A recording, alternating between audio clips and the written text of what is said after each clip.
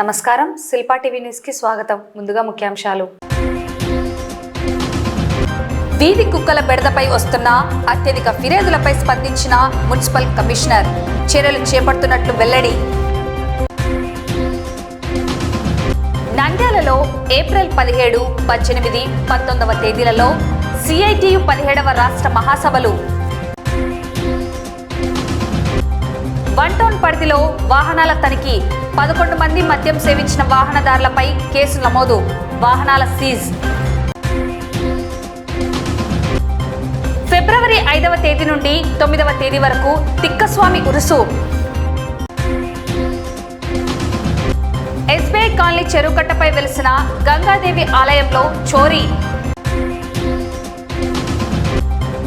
గణతంత్ర దినోత్సవ వేడుకల్లో జరిగిన సాంస్కృతిక ప్రదర్శనపై SC, ST, BC మరియు మైనార్టీల ఐక్యవేదిక తీవ్ర ఆందోళన మరియు ఖండన.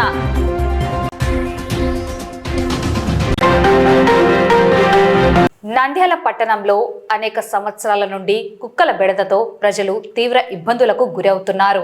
అనేక మందిని కుక్కలు కరవడంతో తీవ్ర గాయాలతో ఆసుపత్రి పాలైన సంఘటనలు అనేకం ఉన్నాయి. అలాగే ప్రజలపై అత్యధికంగా కుక్కలు దాడి చేస్తున్నాయి. తీవ్రంగా గాయాల పాలవుతున్నామని, వాటి నుండి మున్సిపల్ శాఖ వారు రక్షించాలని వేడుకున్న సందర్భాలు అనేకం ఉన్నాయి. ఈ నేపథ్యంలో మున్సిపల్ కమిషనర్ వీధి కుక్కలకు కుటుంబ నియంత్రణ ఆపరేషన్ చేయించేందుకు చర్యలు తీసుకోవడం జరుగుతున్నది. అదేవిధంగా ముందస్తుగా రేబీస్ వ్యాధి సోకకుండా వీధి కుక్కలకు వారంలో 3 రోజుల పాటు యాంటీ రేబీస్ వ్యాక్సిన్ వేయడం జరుగుతుందని తెలిపారు. ఎక్కడైతే వీధి కుక్కలు అధికంగా ఉన్నాయో వాటి గురించిన సమాచారాన్ని శానిటేషన్ అధికారులకు తెలియజేస్తే వెంటనే అక్కడికక్కడే వాటికి యాంటీ రేబీస్ వ్యాక్సిన్ వేయడం జరుగుతుందని తెలిపారు.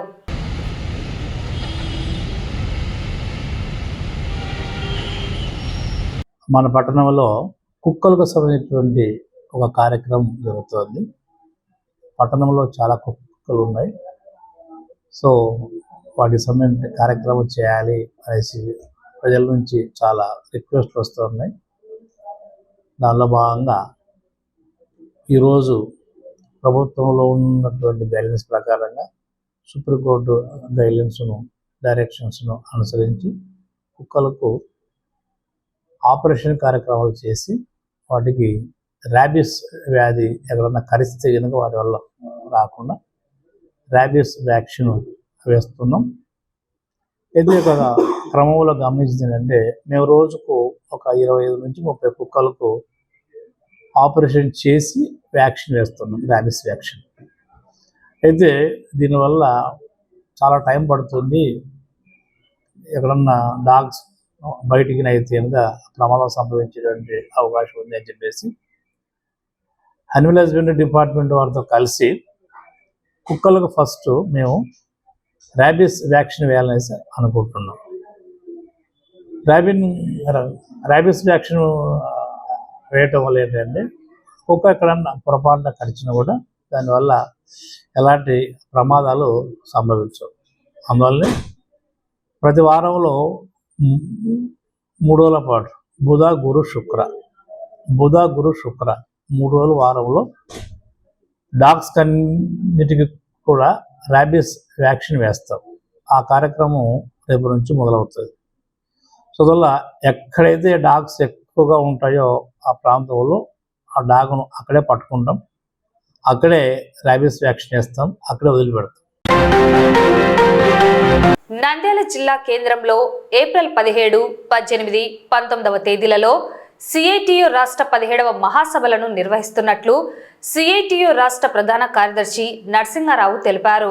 ఈ మహాసభల్లో రాష్ట్రంలోని వివిధ జిల్లాల నుండి దాదాపు 500 మంది ప్రతినిధులు పాల్గొని 3 రోజుల పాటు చర్చల్లో పాల్గొంటారని తెలిపారు.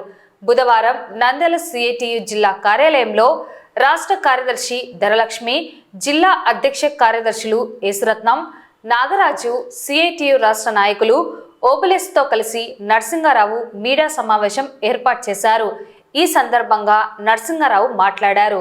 ఈ సమావేశంలో CITU జిల్లా కార్యదర్శి లక్ష్మణ్, పట్టణ అధ్యక్షులు గౌస్ తదితరులు పాల్గొన్నారు.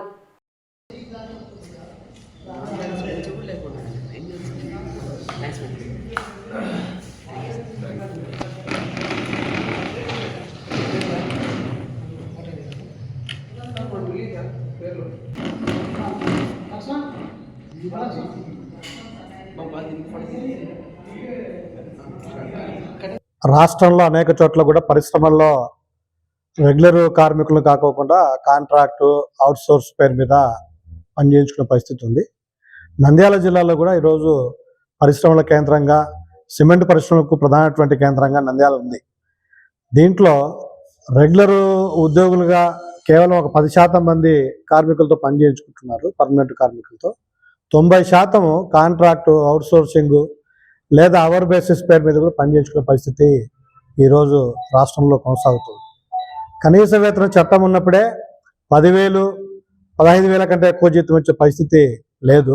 మరి ఈరోజు లేబర్ కోడ్లు అమల్లోకి వస్తే మాత్రం ఒక్కొక్క కార్మికుడికి 5,000తో పని చేయించుకొని బానిసల్లాగా నెట్టే పద్ధతుల్లో ఈరోజు ఈ కోడ్లు ప్రధానటువంటి పారిశ్రామిక కేంద్రాలకు, సిమెంట్ పరిశ్రమలకు, యాజమాన్యానికి మరింత ఆదాయాన్ని పెంచే పద్ధతుల్లోనే ప్రభుత్వ నిర్ణయాలు చేశాయని చెప్పి మేము విమర్శిస్తాము. రాష్ట్ర మహాసభలు నంద్యాలలో ఏప్రిల్ 17, 18, 19 తేదీల్లో జరుగుతున్నాయి. రాబోయే ఈ మహాసభలకు ఎంతో ప్రాధాన్యత అనేది ఉంది. దేశవ్యాప్తంగా కార్మిక వర్గం ఎన్నడూ ఎదుర్కొనేటువంటి తీవ్రమైనటువంటి పరిస్థితులు ఈ కాలంలో ముందుకొచ్చాయి. ముఖ్యంగా లేబర్ కోడ్ల పోరుతోటి కార్మిక వర్గం ఇప్పటి వరకు సాధించుకున్నటువంటి హక్కులన్నింటినీ కూడా కాలరాసి దాని సారాన్ని పూర్తిగా పిండేసి కట్టు బానిసల్లాగా కార్మిక వర్గంతో పని చేయించుకోవడానికి వచ్చాయి. 29 ఇప్పటి వరకు ఉన్న లేబర్ చట్టాలు రద్దయ్యాయి. దీనివల్ల కార్మిక వర్గం సంఘం పెట్టుకోవడానికి, సమ్మె చేయడానికి, పోట్లాడడానికి అన్నింటికీ ఆంక్షలు అనేది విధించారు. ఉన్న సంక్షేమాలన్నీ కూడా గాలికి ఎగిరిపోతాయి. ఇప్పటి వరకు ఉన్నటువంటి మైన్స్ ట్యాక్స్ అనేది భవిష్యత్తులో ఉండదు. అందుకని యజమానులకి లాభం కలుగుతుంది, కానీ అక్కడ కార్మికులకు ఉన్నటువంటి సంక్షేమం అంతా ఎగిరిపోతుంది. అట్లాగే బిల్డింగ్ వర్కర్స్ బిల్డింగ్ సెస్ అనేది ఉంది, అది భవిష్యత్తులో ఉండదు. దానివల్ల కూడా కార్మికులకు ప్రయోజనం ఉండదు. కార్మిక హక్కులని కాలరాసే లేబర్ కోడ్స్ రద్దుకై ఫిబ్రవరి 12వ తేదీన దేశవ్యాప్తంగా కార్మిక సంఘాలు సమ్మె చేస్తా ఉన్నాయి. ఆ సమ్మెలో ఈ రాష్ట్రంలో ఉన్నటువంటి కార్మికులందరూ కూడా అన్ని సంఘాలు పాల్గొనబోతా ఉన్నాయి. ప్రధానంగా స్కీముల్లో పనిచేసేటటువంటి కార్మికులకి కనీసం వేతనం అడిగేటటువంటి హక్కు కూడా లేకుండా ఈ లేబర్ కోడ్స్ ద్వారా వచ్చాయి. ప్రభుత్వ రంగ సంస్థల్లో ఈ చట్టాలు అమలవుతా ఉంటే ఆ చట్టాలని అనార్గనైజర్ సెక్టార్లో కూడా అమలు చేయమని ఇప్పటి వరకు అడుగుతా ఉన్నాం. ఇప్పుడు అసలు అడిగేటటువంటి హక్కే లేకుండా చేసేటటువంటి పని, కార్మికులకు జీవించే హక్కే లేకుండా చేసే పని ఈ లేబర్ కోడ్స్ ద్వారా రాబోతా ఉన్నాయి. ఈరోజు కార్పొరేట్ శక్తులకి ఉపయోగం జరిగేటటువంటి పద్ధతిలో కేంద్రంలో ఉన్నటువంటి మోడీ వ్యవహరిస్తా ఉన్నాడు. రాష్ట్రంలో ఉన్నటువంటి కూటమి ప్రభుత్వం కూడా అదే అడుగుజాడల్లో నడుస్తున్నటువంటి పరిస్థితి ఉంది. ఎన్నికలకు ముందు అనేక రకాలైనటువంటి వాగ్దానాలు చేశారు మన కూటమి ప్రభుత్వం, రాష్ట్రంలో ఉన్నటువంటి కూటమి ప్రభుత్వం. ఎన్నికల్లో గెలిచిన తర్వాత వాటన్నిటికి కూడా తిలోదకాలు ఇచ్చేటటువంటి పని చేశారు. నంద్యాల పట్టణంలోని 1 టౌన్ పరిధిలో సిఐ సుధాకర్ రెడ్డి ఆధ్వర్యంలో వాహనాల తనిఖీల్లో భాగంగా 11 మంది మద్యం సేవించిన వాహనదారులపై కేసులు నమోదు చేసి వాహనాలను సీజ్ చేయడం జరిగింది. రోడ్డు ప్రమాదాల నివారణ కోసం ప్రజలు నిబంధనలు పాటించాలని, వాహనదారులు మద్యం సేవించి వాహనాలను నడపరాదని, అట్టి వారిపై చట్టపరంగా చర్యలు తీసుకోవడం జరుగుతుందని తెలిపారు.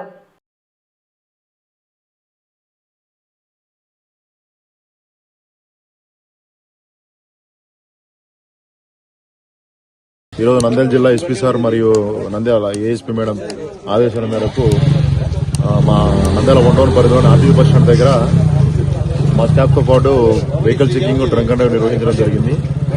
ఈ తనిఖీలో భాగంగా దాదాపు 11 మంది డ్రంక్ అండ్ డ్రైవ్ చేసే వ్యక్తుల్ని పట్టుకోవడమే బండ్లు సీజ్ చేయడం జరిగింది. తర్వాత అందరికీ విజ్ఞప్తి ఏమంటే ఈ మధ్యన జరిగేటువంటి రోడ్డు ప్రమాదాల దృష్ట్యా రోడ్డు భద్రత పట్ల ప్రజలందరూ అవగాహన ఉండాలని, ఎవరే కానీ తాగి వాహనాలు డ్రైవ్ చేయొద్దని చెప్పేసి, అట్లా చేస్తే వాళ్ళ మీద కేసులు బుక్ చేయడమే కాకుండా వాళ్ళ వెహికల్స్ కూడా సీజ్ చేయడం జరుగుతుందని చెప్పేసి వాహనదారులందరినీ తెలియజేస్తుంది. నంద్యాల పట్టణం సాయిబాబా నగర్లో ఫిబ్రవరి 5వ తేదీ నుండి 9వ తేదీ వరకు తిక్కసామి ఉరుసు మహోత్సవం 5వ తేదీ గంధం, 6వ తేదీ రుసు, 7, 8, 9 తేదీలలో జారతులు, 6, 7 తేదీలలో అన్నదాన కార్యక్రమం నిర్వహించడం జరుగుతుందని నిర్వాహకులు తెలిపారు.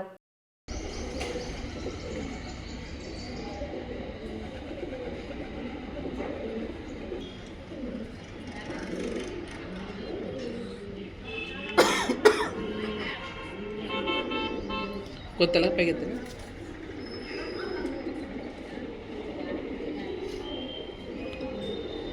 చూడనా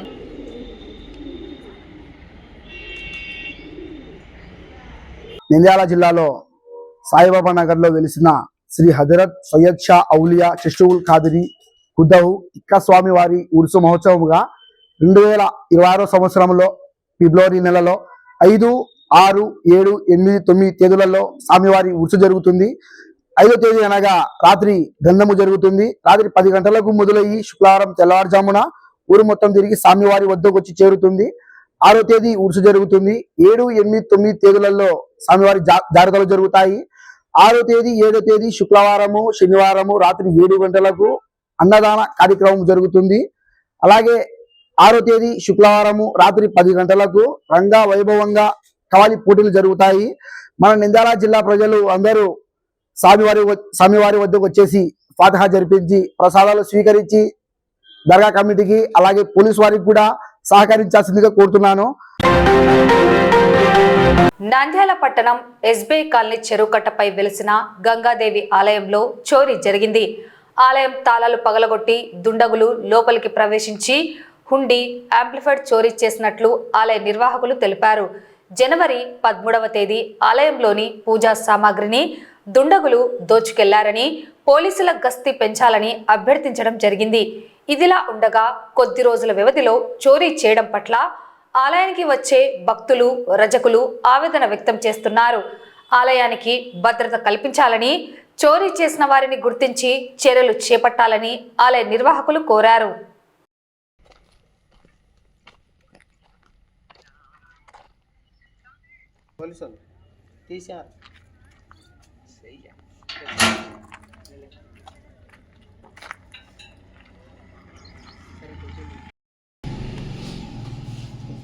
నిన్న మంగళవారమే ఇంకా మంగళవారం నంద్యాల జిల్లా స్టేట్ బ్యాంక్ కాలనీలో వెలిసిన చెరువుకట్టపై వెలిసిన గంగమ్మ దేవాలయం రజకులందరూ కలిసి దాతల సహకారంతో గంగమ్మ గుడి నిర్మించడం జరిగింది. పోయినసారి వచ్చేసి పోయిన 13వ తేదీ జనవరి 13వ తేదీ ఆల్రెడీ కంచార్తులు, ఆర్తిపల్లెము, ఇట నూనె వగేరా తీసుకుపోవడం జరిగినది.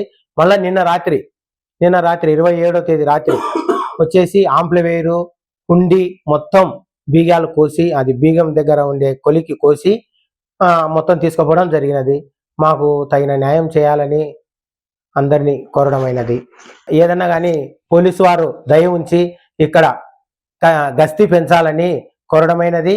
అట్నే దాతలు ఏమన్నా సహకరించి మాకు ఏమన్నా 2 సీసీ కెమెరాలు ఇప్పించవలసిందిగా కోరడమైనది.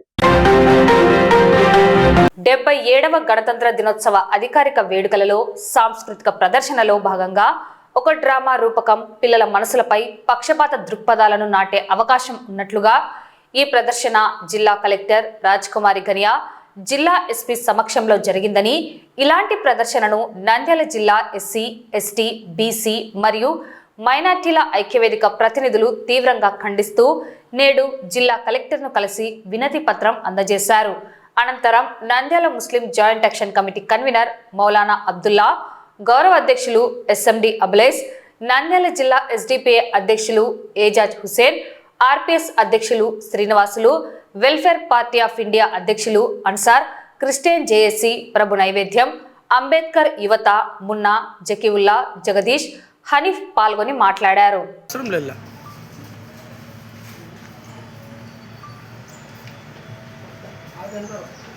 గణతంత్ర దినోత్సవం రోజున నంద్యాల ఆర్ట్స్ కాలేజీలో జరిగినటువంటి ఆ కార్యక్రమంలో అంటే ఒక మతానికి సంబంధించినటువంటి ఒక కార్యక్రమాన్ని నిర్వహించడం ఎంతవరకు సమంజసం? అది మనకు అంబేద్కర్ గారు, బాబాసాహెబ్ అంబేద్కర్ గారు ఇచ్చినటువంటి ఆ యొక్క రాజ్యాంగం గురించినటువంటి కార్యక్రమం అది ఆ రోజు అమలు జరిగినటువంటి రోజు కాబట్టి దానికి సంబంధించినటువంటి కార్యక్రమాన్ని నిర్వహించుకుంటే చాలా బాగుంటుంది. ఒక మతానికి సంబంధించి ఒక జాతికి సంబంధించినటువంటి మత ద్వేషాలు పిల్లలకు నూరుపోస్తూ మరి ఈ రోజు నుంచే వారిని మతాల పరంగా వాళ్ళకి అనేకమైనటువంటి మత ద్వేషాలను రేపుతున్నటువంటి ఒక కార్యక్రమాన్ని నిర్వహించడం జరిగింది. దాని గురించి మేము ఇక్కడ మత సంఘ ఆ యొక్క ఆర్గనైజేషన్స్ తరఫున దాన్ని ఖండిస్తూ ఉన్నాం. వెల్ఫేర్ పార్టీ ఆఫ్ ఇండియా నుంచి శ్రీ అన్సర్ భాష మాట్లాడే విధంగా గణతంత్ర దినోత్సవం 26 రిపబ్లిక్ డే గవర్నమెంట్ డిగ్రీ కాలేజ్లో జరిగిన నృత్య ప్రదర్శన పోటీలలో వచ్చేసి చావా చిత్రం గురించి దానిలో ఉన్న సబ్జెక్ట్ గురించి చూపించడము పిల్లలకు మనోభావాలను దెబ్బతీసినట్టుగా చేసినారు. అలాగే విద్యా సంస్థలలో పిల్లలకు వచ్చేసి మనము రాజ్యాంగము తర్వాత వచ్చి స్వాతంత్రం గురించి వీటి గురించి పిల్లలకు మనము నేర్పియాలి. వీళ్ళకు మత విద్వేషం గురించి దాని గురించి చెప్తే పిల్లలకు మైండ్ ఇప్పుడే చెడిపోయి పిల్లలు వచ్చేసి చెడిపోతారు. అలాగే ఈ ప్రోగ్రాంలో డిఎస్పీ గారు కలెక్టర్ గారు ఇద్దరు ఉన్నారు. వాళ్లకు రాజ్యాంగం గురించి లౌకికవాదం గురించి సామరస్యం గురించి తెలిసి కూడా వీళ్ళు ఈ నృత్య పోటీలో వాళ్ళకి ఫస్ట్ ప్రైజ్ చేయడం చాలా బాధాకరము. దీనిని మేము వెల్ఫేర్ పార్టీ ఆఫ్ నుంచి అలాగే జేఏసీ నుంచి ప్రజా సంఘాల ఐక్య వేదిక నుంచి మేము ఖండిస్తున్నాము. జై హింద్, జై భారత్, జై భీమ్. మొన్న జరిగిన గణతంత్ర దినోత్సవ వేడుకలలో జిల్లా కలెక్టర్ మరియు ఎస్పీ గారి ముందర గురురాజా స్కూల్ వారు ఒక నృత్య ప్రదర్శన నిర్వహించడం జరిగింది. ఇది ఔరంగజేబు మరియు శివాజీ మహారాజ్ మధ్య జరిగిన యుద్ధాన్ని వాళ్ళు అక్కడ ప్రదర్శించారు. అంతవరకు బాగుంటుంది సరే, కానీ ఇక్కడ ఒక రకం జెండాలు ఒక తరపున, మరొక వర్గానికి చెందిన జెండాలు మరొక తరపున పెట్టేసి అక్కడ చూసే చిన్న పిల్లల మనస్సులో ఫలానా వాళ్ళంటే విద్వేషము, ఫలానా వాళ్ళంటే శత్రువులు అనే విధంగా చూపించడం చాలా బాధాకరం. ఇది చిన్నపిల్లల్లో ఇప్పటి నుంచే ఒక కమ్యూనిటీకి వ్యతిరేకంగా వాళ్ళ మెదడులో విషయాన్ని నింపడంతో సమానము. ఇది కలెక్టర్ మరియు ఎస్పీ గారి ఆధ్వర్యంలో జరగడం చాలా బాధాకరమైన విషయం. దీన్ని social democratic party of India SDP తరపున మరియు నంద్యాల ముస్లిం జేఏసీ తరపున అదేవిధంగా బీసీ ఎస్సీ ఎస్టీ మైనార్టీ ఐక్యవేదిక తరపున తీవ్రంగా ఖండిస్తున్నాము. ఈ మధ్య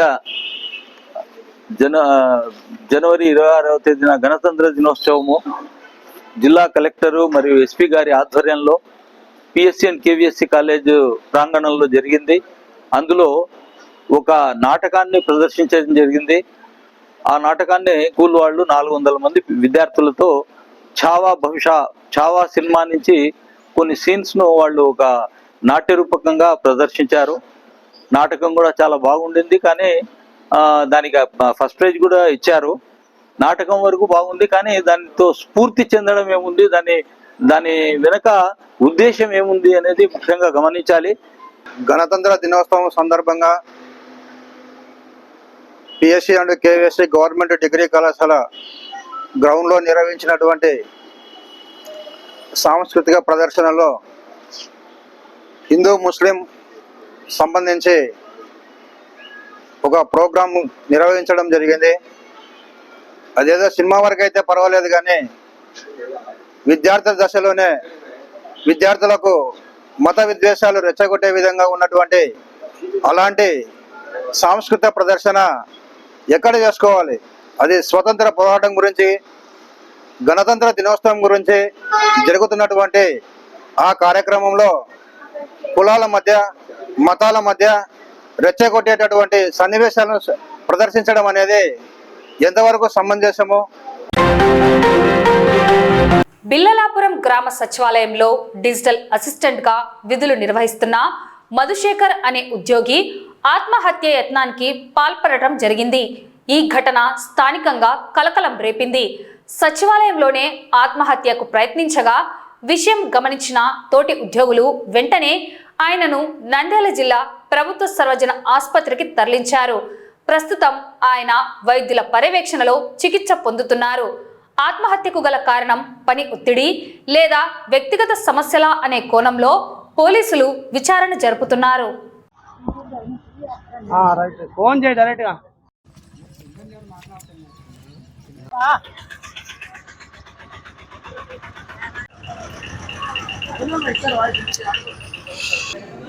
భయపడతాడు.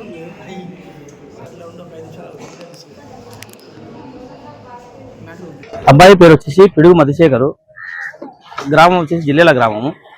మన ఊరికి 1 year కిందట డిజిటల్ ఎస్టేట్గా వచ్చాడు. డిజిటల్ ఎస్టేట్గా చేసుకుంటున్నాడు. అబ్బాయి ఈరోజు ఎందుకు అట్లా చేసుకున్నాడో ఎవరికి తెలియదు. ఉదయం మామూలుగా డ్యూటీకి వచ్చాడు. మధ్యాహ్నం టైంలో అదే ఇట్లా మోషన్స్ అని కింద అంతా స్టాప్ కింద ఉంటే పైకి పోయాడు బాత్రూమ్కి. బాత్రూమ్ వచ్చి మళ్ళీ కిందికి వచ్చాడు. కిందికి వచ్చి నాకు మోషన్స్ ఉన్నాయి అని మళ్ళీ పోతున్నా అని చెప్పి మళ్ళీ పోయినాడంట. పోయి పైన కత్తి తీసుకొని కొంచెం చేసుకున్నాడు. మన సచివాలయం స్టాఫ్ని అడిగితే అదే కత్తి కూడా అక్కడి నుంచి తెచ్చుకునే అన్న మనకు కూడా తెలియదు. వాళ్ళు టయానికి స్పందించి తీసుకొచ్చి మన గవర్నమెంట్ హాస్పిటల్లో అంబులెన్స్ ఫోన్ చేసి తీసుకొచ్చి ఇక్కడ అడ్మిట్ చేశారు. దీనివల్ల పని ఒత్తిడి వల్ల చేసుకున్నాడా? పని ఒత్తిడి అట్లా ఏం లేదు. ఇంకా అబ్బాయి మనసులో ఏముందో మనకు తెలియదు. మధ్యాహ్నం టైంలో లంచ్ చేద్దామని పిలిచాము అతన్ని. లంచ్ చేద్దామని పిలిస్తే లేదు నాకు స్టమక్ అప్సెట్గా ఉంది, వాష్రూమ్కి వెళ్ళొస్తాను మేడం అని పైకి వెళ్ళాడు. పైకి వెళ్ళి చాలాసేపు మా లంచ్ అయిన తర్వాత కూడా కిందికి రాకపోయేసరికి ఏమైందేమోనని మా వెల్ఫేర్ అసిస్టెంట్ పైకి వెళ్ళాడు. ఏమన్నా నీరసంగా ఉందాదేమో మేడం, ఇంకా రాలేదని చెప్పి పైకి వెళ్ళాడు. వెళ్ళి చూసేసరికి అతను చేయి కట్ చేసుకొని కింద పడి ఉన్నాడు. మేము వెంటనే 108కి కాల్ చేసి అంబులెన్స్కి హాస్పిటల్లో అడ్మిట్ చేయడం జరిగింది. అతని పేరు మేడం, అతను ఏం ఇక్కడ పనిచేస్తున్నాడు? అతను ఇక్కడికి జూలైలో వచ్చాడు, ట్రాన్స్ఫర్ అయ్యి నెహ్రూ నగర్ నుంచి ట్రాన్స్ఫర్ అయ్యి ఇక్కడ ఈ మధ్యన 6 months. ఏం లేదు, ప్రస్తుతానికి ఏం సమస్యలు లేవు. వ్యక్తిగత కారణాలు ఏమన్నా ఉన్నాయో అతన్ని అడగాలి. పైకి పోయి భోజనానికి చేసుకున్నారు? లేదు, పైకి వాష్రూమ్ కని వెళ్ళాడు. భోజనానికి కోసం వెళ్ళలేదు, భోజనాలు అంతా కిందనే చేస్తారు. వాష్రూమ్ కని వెళ్ళాడు. ఇప్పుడు అతని పరిస్థితి అవుట్ ఆఫ్ డేంజర్, బాగానే ఉన్నాడు, నిలకడగానే ఉంది అతని ఆరోగ్యం. వార్తలు ముగించే ముందు ముఖ్యాంశాలు మరోసారి. వీధి కుక్కల బెడదపై వస్తున్న అత్యధిక ఫిర్యాదులపై స్పందించిన మున్సిపల్ కమిషనర్, చర్యలు చేపడుతున్నట్లు వెల్లడి. నంద్యాలలో ఏప్రిల్ 17, 18, 19వ తేదీలలో CITU 17వ రాష్ట్ర మహాసభలు. 1 టౌన్ పరిధిలో వాహనాల తనిఖీ, 11 మంది మద్యం సేవించిన వాహనదారులపై కేసు నమోదు, వాహనాల సీజ్. ఫిబ్రవరి 5వ తేదీ నుండి 9వ తేదీ వరకు తిక్కస్వామి ఉరుసు.